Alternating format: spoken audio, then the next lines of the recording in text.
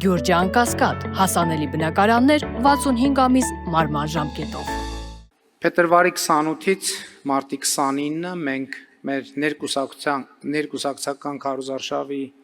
շրջանակներում եղանք հանրապետության բոլոր մարզերում եւ շփվեցինք Հայաստանի Հանրապետության քաղաքացիների հետ։ Այդ շփման ընթացքում ես գուցե այդ պահին ամբողջությամբ չի ընկալում, բայց հետո ինքս ինձ համար արձանագրեցի, որ տեղի է ունենում պատմական նշանակության իրադարձություն կամ տեղի է ունեցել պատմական նշանակության իրադարձություն, որը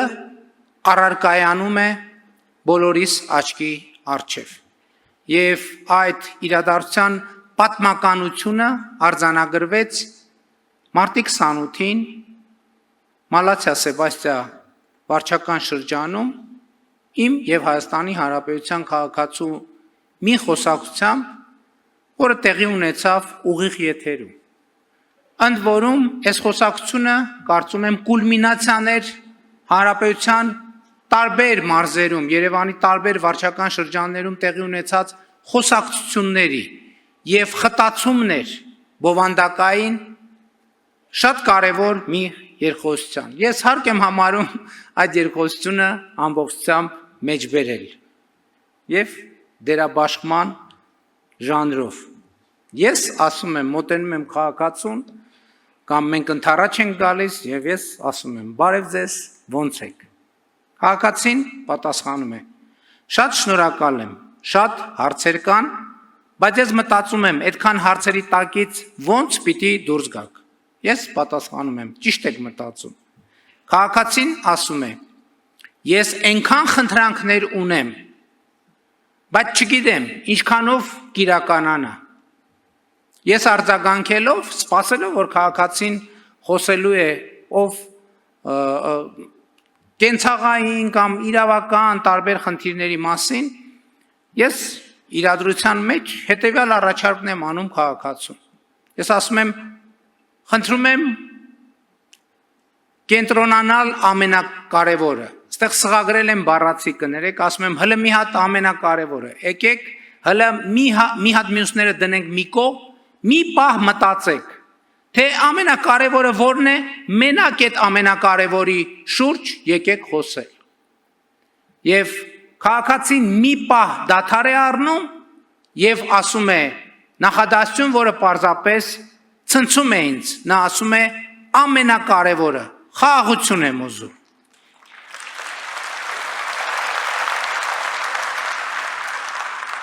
Այս կամ այն կերպ, այսպիսի երկխոսություններ փետրվար-մարտ ամիսներին մենք ունեցել ենք տասնյակ, եթե չասեմ, հարյուրավոր քաղաքացիների հետ։ Բայց կարող է հարց ծագել, թե այս թվում է պարզ երկխոսությունը ինչով եւ ինչու է պատմական։ Իսկ պատմական եմ կարծիքով հետեւյալով, այդ խոսակցությունները վկայում են այն մասին, որ ժողովուրդը, Հայաստանի Հանրապետության ժողովուրդը ի վերջո իր սեփական հայրենիքում քաղաքականությունների եւ ռազմավարությունների օբյեկտից վեր է ածվել սուբյեկտի։ Մեր իրականությունը ունեցել է մի շատ կարևոր առանձնահատկություն, որը մենք կամ չենք նկատել, կամ չնկատելու ենք տվել։ Մեր պատմության մեջ գրեթե հազարամյակից ավելի մեր քաղաքականությունների եւ ռազմավարությունների ներշնչանքի ամենատարբեր աղբյուրներ են գոյություն ունեցել, ամենատարբեր։ Բայց այդ ներշնչանքի աղբյուրը ամենակիչը եղել է ժողովուրդը, նրա իղձերը եւ ներքին մղումները։ Ձևավորվել է մի, այսպես ասած, պայմանական էլիտար բովանդակություն եւ այդ բովանդակությունը ինքը իրեն անընդհատ վերարտադրել է։ Ինքը իրեն անընդհատ վերարտադրել է, ինքը իրեն անընդհատ պարտադրել է եւ այդ բովանդակությունը առնված են մի մեծ մասով միշտ օրգանական կապից զուրկ է եղել ժողովրդի հետ եւ սովորաբար օրգանական կապ է ունեցել արտաքին գործոնների, աշխարհքաղաքական գործոնների, գլոբալ գործոնների հետ։ Մենք պետք է խոստովանենք, որ այդպիսին էր նաև 2021 թվականի մեր նախընտրական ծրագիրը, որովհետև այդ նախընտրական ծրագիրը միջին վիճակագրական հայաստանյան պատմական նախընտրական ծրագիր էր, որտեղ մենք արձանագրել էինք ըստ էության կամ վերարտադրել էինք այն, ինչ որ այլևս շատ երկար, 1000 եւ ավելի տարի նորություն չէր։ Այդ նախընտրական ծրագիրը, գիտեք, գաղտնիք չէ, այսօր ընդդիմությունը մեզ հիշեցնում է դրա մասին, սկսած ամբողջությամբ տոգորված էր Ղարաբաղյան շարժման տրամաբանությամբ, սկսած դեօկուպացիայից շարունակած